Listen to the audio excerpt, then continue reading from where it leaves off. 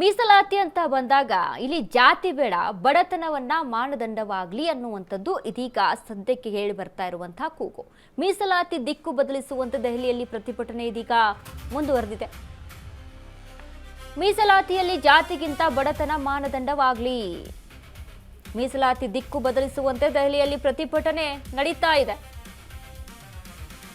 ಮೀಸಲಾತಿ ಹಟಾವೋ ಪ್ರತಿಭಟನೆಗೆ ಸ್ಪಂದಿಸಿದಂತಹ ಕೇಂದ್ರ ಪ್ರತಿಭಟಿಸಿದ ಮಾರನೇ ದಿನವೇ ಒಪ್ಪಿಗೆ ನೀಡಿದ ಕೇಂದ್ರ. ಪ್ರತಿಭಟನಾಕಾರರ ಜೊತೆ ಕೇಂದ್ರ ಸಚಿವರಿಂದ ಮಾತುಕತೆ ನಡೆದಿದೆ. ಮೀಸಲಾತಿ ಹಟಾವೋ ಆಂದೋಲನದಿಂದ ಸ್ಫೋಟಕ ಹೇಳಿಕೆ. ಈ ಬಾರಿ ಬೇಗನೆ ಎಚ್ಚೆತ್ತುಕೊಂಡ್ಬಿಟ್ಟಿದೆ ಕೇಂದ್ರ ಬಿಜೆಪಿ. ಮೀಸಲಾತಿಗೆ ವಿರುದ್ಧವಾಗಿ ಬೇಡಿಕೆಯನ್ನ ಇಟ್ಟಿದ್ದೇವೆ. ಆ ಬೇಡಿಕೆ ಬಗ್ಗೆ ಚರ್ಚಿಸಲು ಕೇಂದ್ರ ಸಚಿವರು ಒಪ್ಪಿದ್ದಾರೆ. ಹರ್ಷಭಾಯ್ ಹೇಳಿದ್ದಾರೆ ಅಂತ ಇನ್ಸ್ಟಾ ಪೇಜ್ನಲ್ಲಿ ಉಲ್ಲೇಖ ಆಗಿದೆ. ಮರೆಯದಿರಿ, ಈ ಚಳವಳಿ ಇಷ್ಟಕ್ಕೆ ಮುಗಿದಿಲ್ಲ ಎಂದು ಉಲ್ಲೇಖ. ದೆಹಲಿ ಜಂತರ್ ಮಂತರ್ನಲ್ಲಿ ಶುಕ್ರವಾರ ನಡೆದ ಪ್ರತಿಭಟನೆ.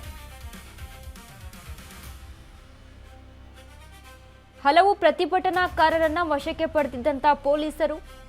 ಆನ್ಲೈನ್ನಲ್ಲಿ ಆರಂಭವಾದ ಮೀಸಲಾತಿ ವಿರೋಧಿ ಕಹಳೆ ಕೂಡ ಇದೀಗ ಸಿಜೆಪಿ ಮಾದರಿಯಲ್ಲಿ ಮೀಸಲಾತಿ ಹಟಾವೋ ಆಂದೋಲನ ಮುಂದುವರೆದಿದೆ. ಇನ್ಸ್ಟಾದಲ್ಲಿ 56 ಲಕ್ಷ ಹಿಂಬಾಲಕರನ್ನ ಸಂಪಾದಿಸಿದಂತ ರಿಸರ್ವೇಶನ್ ಹಟಾವೋ ಆಂದೋಲನ RHA ಮೀಸಲಾತಿ ದಿಕ್ಕು ಬದಲಿಸುವಂತೆ ದೆಹಲಿಯಲ್ಲಿ ಪ್ರತಿಭಟನೆ. ಮೀಸಲಾತಿ ಅನ್ನೋದು ಜಾತಿಗಳ ಆಧಾರದ ಮೇಲೆ ಬೇಡ. ರಿಸರ್ವೇಶನ್ ಹಟಾವೋ ಆಂದೋಲನ RHA ಇದು ಜಾತಿಗಳ ಮೇಲೆ ಬೇಡ, ಬಡತನದಲ್ಲಿ ನಿಜವಾಗ್ಲೂ ಬಡವರು ಯಾರಿದ್ದಾರೆ ಅವರಿಗೆ ಮೀಸಲಾತಿ ಸಿಗಲಿ. ಓಕೆ, ಸಂವಿಧಾನ ಏನು ಹೇಳಿತ್ತು, ಸಂವಿಧಾನದಲ್ಲಿ ಏನು ಉಲ್ಲೇಖ ಆಯಿತು, ಅದು ಇದುವರೆಗೂ ಕೂಡ ನಡ್ಕೊಂಡು ಬರ್ತಾ ಇದೆ, ಒಪ್ಕೊಳ್ಳೋಣ.